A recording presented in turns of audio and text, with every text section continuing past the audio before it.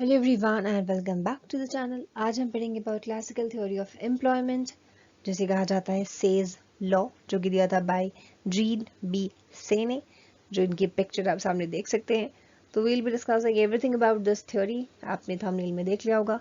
So let's start the video without wasting any moment. सबसे पहले we are on the meaning, we are on the theory कि भाई Say's law कहता क्या है।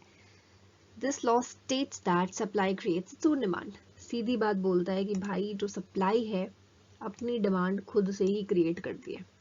ठीक है, उसको ज़रूरत नहीं है किसी भी चीज़ की। अगर सप्लाई है किसी भी चीज़ की तो demand will automatically arise in the process of production.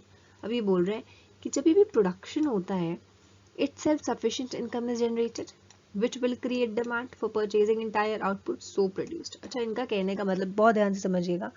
ये बोल रहे हैं कि जब भी प्रोडक्शन होता है, देखिए प्रोडक्शन जब होता है तो वी नीड एफओपीज। ठीक है, हमें चाहिए होते हैं factors of production. We need land, we need labour, we need capital, we need to have an entrepreneur. ठीक है, लैंड अगर हमने किसी से लिया तो बदले में वी हैव टू पे रेंट। ठीक है, लेबर अगर है हमारे पास तो बदले में वी हैव टू पे वेजेस टू हिम। कैपिटल अगर हमने किसी से उधार लिया वी हैव टू पे interest on that. Entrepreneur will always get profit. ठीक है, तो ये जितने भी हमारे एफओपीज हैं इनकी अपनी अपनी खुद की अर्निंग्स है। लैंड की अर्निंग रेंट है, लेबर की अर्निंग वेजेस है, कैपिटल की अर्निंग इंटरेस्ट है, एंड एंटरप्रेन्योर अर्निंग प्रॉफिट। तो ये जितने भी रिवॉर्ड्स है ना, यहाँ पे रेंट हो गया, वेज हो गया, इंटरेस्ट हो गया, एंड ये जो प्रॉफिट है, तो ये कह रहे हैं कि जब भी प्रोडक्शन होता है ना तो sufficient income is generated. Sufficient income is generated मतलब ये जो चीज़ें चार जनरेट हुई हैं, rent, wage, interest and profit, ये चारों की चारों जनरेट हुई हैं प्रोडक्शन के टाइम पे, क्योंकि हमने एफओपीज को लिया, उनसे काम निकलवाया, उन्होंने पे कर दिया। तो वो जो पे किया है वो इनकम जनरेट हुई है ड्यूरिंग द प्रोडक्शन। अब ये जो इनकम जनरेट हुई है दिस विल क्रिएट डिमांड। अब डिमांड इसकी वजह से क्रिएट होगी एंड जो आउटपुट हम बना रहे हैं प्रोडक्शन करके, that entire output will be sold, या in that entire output will be purchased by this, जिनसे हमने चीज़ों को लेकर चीज़ें बनाई हैं। ठीक है, किसी से एफओपी लेकर हमने उसे पे ऑफ किया है। तो इनका कहना ये है, then comes they can not be a general over production in the sense of output. इनके हिसाब से ओवर प्रोडक्शन वाली सिचुएशन तो हो नहीं देंगे कभी। इनके हिसाब से ओवर प्रोडक्शन होता ही नहीं है। As a whole exceeding demand as a whole. ठीक है, इनके हिसाब से भाई जितना सप्लाई है उतना ही तो डिमांड है। Supply creates its own demand, सबसे पहली बात थी, इन्होंने यही बोली थी। इनके हिसाब से जितनी चीज़ें बनी हैं, जितने लोगों ने बनाई हैं, they all are working somewhere and they all are getting money. तो वो उस पूरे के पूरे इंटायर मनी को in the form of demand ही तो खर्च करने वाला है। तो ओवर प्रोडक्शन वाली कोई बात ही नहीं हुई।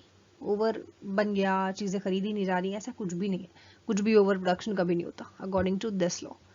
Anything that is produced by anybody will find a purchaser. इनके हिसाब से कि जो भी अगर बना है ना, चाहे किसी ने भी बनाया हो, automatically it will find a purchaser. ऐसी कोई भी चीज़ दुनिया में नहीं बची है, कि दुनिया में ऐसी कोई भी चीज़ नहीं है कि अगर वो दुनिया में है और उसका कोई भी परचेजर ना हो।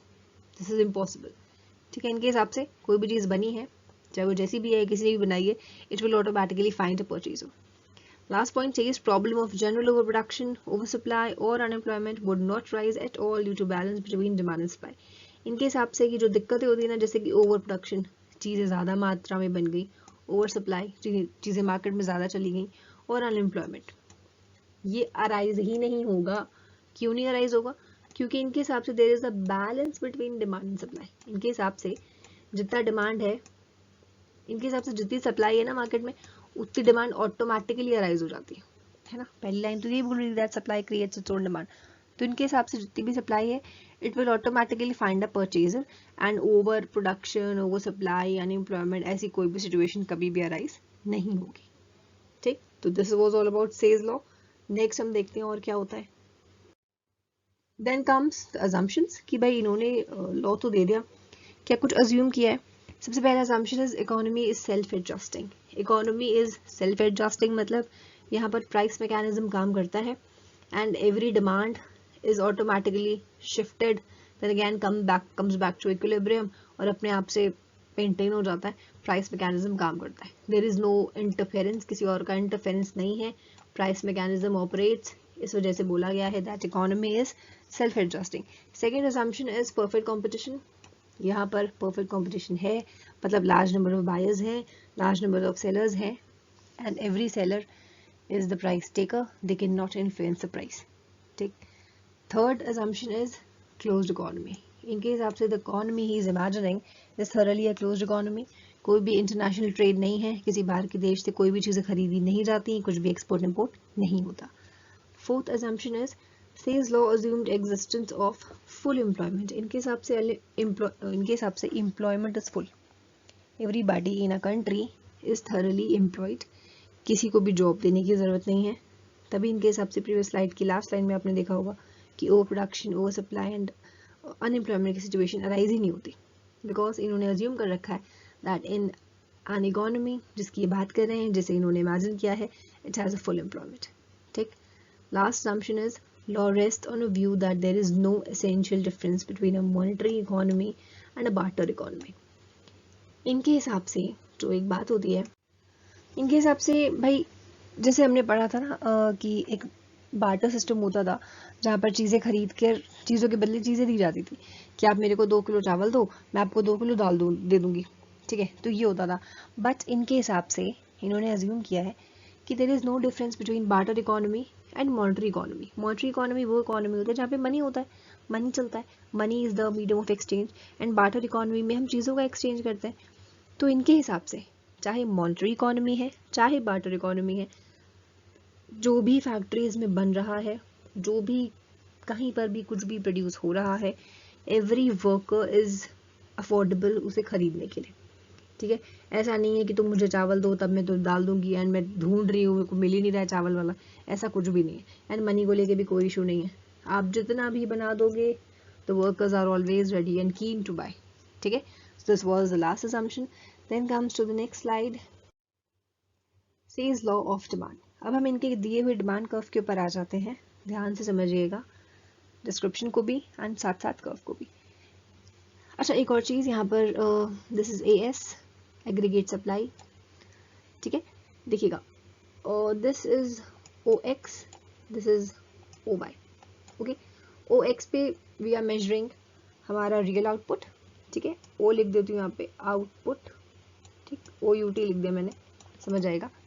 OX पे we are measuring output and यहाँ पर we are measuring price level लिखा हुआ है. ठीक, इन टर्म्स ऑफ AS. अच्छा हाँ, this S is supply, aggregate supply. ये जो ऊपर जा रही है S आपको दिख रहा है बिल्कुल straight vertical line, this is aggregate supply. This is demand. ठीक है, ओरिजिनल वाला, and this is shifted one. This price is original PO and this is shifted one. अब हम आ जाते हैं वापस.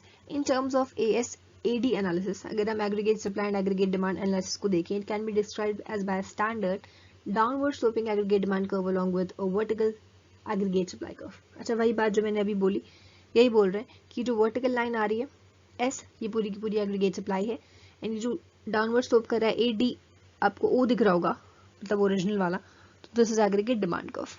ठीक, suppose an aggregate demand falls. इन्होंने सोचा कि अगर एग्रीगेट डिमांड गिर गई, क्योंकि ये वाला जो कर्व है this is aggregate demand. Aggregate demand जब गिरेगी तो कहाँ आएगी, नीचे आएगी कि ऊपर आएगी? ऑटोमेटिकली नीचे आएगी. तो मतलब अगर गिर गई तो मतलब कहाँ शिफ्ट हो गई? AD1 पे शिफ्ट हो गई. तो at the original price level, क्योंकि यहाँ पर पहले aggregate demand was intersecting to aggregate supply. ठीक है, तो E बना हुआ है, मतलब इक्विलिब्रियम. तो this was the equilibrium price and this was the equilibrium output. But हम बोल रहे हैं कि जो हमारा एग्रीगेट डिमांड है वो गिरा है, मतलब कि कम हुआ है, मतलब कि वापस से इधर नीचे की तरफ शिफ्ट हुआ. जब नीचे की तरफ शिफ्ट हो गया तो ऑटोमेटिकली आपका जो प्राइस है वो भी नीचे की तरफ गिरेगा. ठीक है, PO से P1 पे प्राइस शिफ्ट हो गया. Eight the original price level P जब था तो total spending would fall two point G. तो टोटल स्पेंडिंग कहाँ पर चली जाएगी? G पे थी, इस PO वाले पे. यहाँ पर स्पेंडिंग थी, यहाँ पर इक्विलिब्रियम था. बट अगर बोल रहे हैं कि PO से P1 पे गिरा, ठीक है, अगेन वही बात बोल रहे हैं, मैं पहले बोल देती हूँ, यहाँ पे बाद में लिखा होता है. तो ये जो गिरा यहाँ पर, इससे क्या होता है, प्राइस में भी गिरावट आई. This PO has again fall to P1, और जब गिर गया तो again full employment has been reestablished at point F. यहाँ पर फिर से फुल एम्प्लॉयमेंट जो है वो स्टैब्लिश हो गया एट द पॉइंट F. ठीक, सीधी बात है, देखिए अभी आप सिर्फ पीओ और एडीओ को देखिएगा, नॉर्मल सी बात है, एग्रीगेट सप्लाई सीधा जा रहा है, डिमांड इधर से जा रहा है। अगर हम चाह रहे हैं डिमांड कम हो जाए तो वो इधर की तरफ शिफ्ट होगी, जैसे इधर की तरफ शिफ्ट होगी प्राइस तो सेम रहेगा नहीं, प्राइस भी गिर जाएगा। एंड जैसे ही प्राइस गिरा, नया इंटरसेक्शन पॉइंट बन गया at point F, this is known as full employment reestablished at point F. ठीक है। तीसरी बात is wage and price flexibility ensures that real level of spending is adequate to ensure full employment. बोल रहे हैं कि वेज एंड प्राइस की अगर फ्लेक्सिबिलिटी है, हम चाहें तो अपने हिसाब से प्राइस एंड वेज को चेंज कर सकते हैं, तो ये इंश्योर होता है that real level of spending is adequate to ensure full employment. तो जो फुल एम्प्लॉयमेंट अगर हम चाह रहे हैं मार्केट में आ जाए, तो रियल लेवल ऑफ स्पेंडिंग जो है वो काफ़ी है, उससे ज़्यादा कुछ करने की ज़रूरत नहीं है। दस अकॉर्डिंग टू सेज लॉ, इस वजह से सेज लॉ के हिसाब से supply creates its own demand as price moves to balance demand with aggregate supply.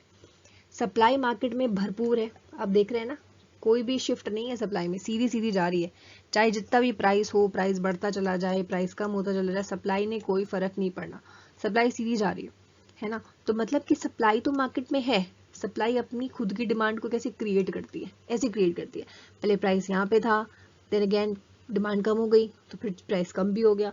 By chance अगर डिमांड ज़्यादा होती तो जो डिमांड कर्व है इट विल शिफ्ट अपवर्ड, यहाँ पर शिफ्ट हो जाता, तो AD1 की जगह यहाँ पर क्या बन जाता, AD2 बन जाता। देन अगेन जो प्राइस था वो फिर से यहाँ पर बढ़ जाता, यहाँ पर अगेन यहाँ पर इंटरसेक्शन हो जाता, थोड़ा सा मैंने नीचे कर दिया, यहाँ पर इंटरसेक्शन हो जाता तो यहाँ पे नया पॉइंट बन जाता। ठीक है, तो सीधी बात है, that supply creates its own demand. Price को क्या करना होता है, बस अपने आप को कभी नीचे करना होता है एंड अपने आप को कभी ऊपर करना होता है, जस्ट टू बैलेंस डिमांड को सप्लाई के साथ। ठीक है। देन कम्स क्रिटिसिज्म, क्या दुखड़े हैं इस थ्योरी के, क्या कमियां हैं। पहला is unemployment in capitalistic countries proved that says law isn't true. Capitalistic जो कंट्रीज होती हैं जहाँ पे प्राइवेट इंडिविजुअल ज़्यादा ओन करते हैं चीज़ों को एंड प्राइस मैकेनिज्म काम करता है, गवर्नमेंट का इंटरवेंशन नहीं होता, तो उन कंट्रीज में ये चीज़ प्रूव हुई है that says law is untrue. उनके हिसाब से ऐसा कुछ नहीं है, ज़रूरी नहीं है कि हम जो भी बनाएं हर इंसान उसे खरीद ले, every thing can search for its own purchaser, ऐसा बिल्कुल भी नहीं है। तो ये पहला क्रिटिसिज्म हो गया। दूसरा is assumption that with whatever goods are produced all are sold is unrealistic. भाई अगर आप ये सोच के चल रहे हो कि भाई जो भी बन रहा है वो तो बिक ही जाना है, दिस इज टू अनरियलिस्टिक, ऐसा नहीं है। कोई कोई चीज़ें कभी कभी ख़राब भी निकल जाती हैं, कभी किसी में कोई चीज़ की कोई कमी आ जाती है, कभी कोई दिक्कत आ जाती है, कभी कोई दिक्कत आ जाती है। ऐसा मान कर चलना कि नहीं हमने तो जो चीज़ बना ली वो बिल्कुल 100% सही है, उसमें कोई भी दिक्कत नहीं है, दिस इज सो अनट्रू। और इस वजह से इस थ्योरी को काफ़ी ज़्यादा क्रिटिसाइज भी किया गया था और बोला भी गया था कि यार ऐसा मानना गलत है। इनके हिसाब से कि भाई जो भी बन रहा है, जो भी बन रहा है, जितने भी गुड्स बन रहे हैं सारे के सारे बिक जाएंगे, सारे के सारे बिक जाएंगे, मतलब लोगों के हाथ में जैसे ही पैसा आया वो सारा का सारा पैसा खर्च कर दिया जाएगा। यही तो मतलब हुआ कि भाई मार्केट में कुछ भी नहीं बचेगा, सारी चीजें बिक जाएंगी, मतलब कि इंसानों के पास पैसे ही नहीं बचेंगे फिर तो। It means that the entire income is spent. यही तो बात हुई कि इंसानों के हाथ में जैसे ही पैसा आया, दैट कंप्लीट पैसा इज स्पेंट, पूरा का पूरा पैसा जो है वो खत्म हो जाएगा, उड़ जाएगा। इनके हिसाब से लोग पूरा का पूरा पैसा खर्च कर देते हैं, या तो अपनी चीज़ों की कंज्यूमर गुड्स खरीद लेंगे, या अगर बिजनेस क्लास है तो थोड़ा सा कैपिटल गुड्स पे भी खर्च कर देंगे। हालांकि क्या ऐसा होता है? ऐसा नहीं होता।